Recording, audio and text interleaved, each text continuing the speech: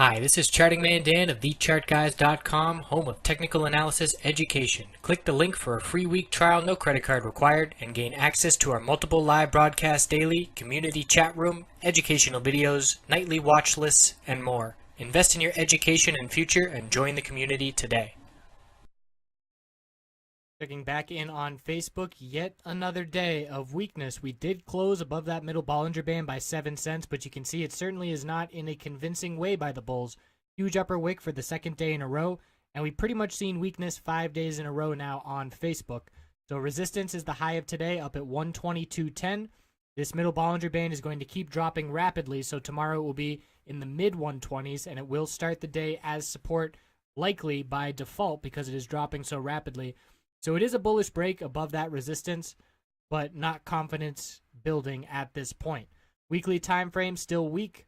Inside candlestick forming, upper wick rejecting from exponential resistance last week, still rejecting this week. Lack of follow through so far, and we need to see a strong close. No bulls in the past 5 days have wanted to hold overnight. That's what these upper wicks are saying. We had big gains in the mornings, but not be able to hold those up. And let's look at this 5-minute chart.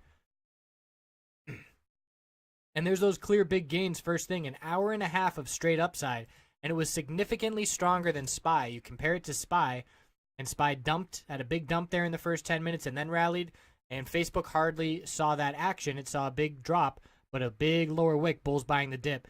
So huge momentum to the upside to start the day. We pulled back, formed a base of support, nice breakout, new high of the day, pulled back, higher low, and then a lower high. So right as soon as we broke this level of 121.53, that's your first red flag as a bull, because at that point we had our high, low of consolidation, which was still higher lows, a lower high compared to the high of the day, and then a lower low. And you can see as soon as that level broke, big spike in bear volume and a sharp drop to the downside. And look at the bears absolutely control the rest of the day, rejecting from the 20-period moving average a bunch, and then closing down at the low of that pullback. So certainly not much strength whatsoever heading into the end of the day, and once we hit that high of the day, the trend absolutely belonged to the bears. Looking at the hourly time frame, 20-period moving average support is very key. We lost it at the end of the day barely yesterday and regained it right before the close. We held it this morning twice, big bull reaction, and then we held it multiple times on consolidation as well. So that's a key support level to watch. It's at 120.80. That will change by tomorrow morning.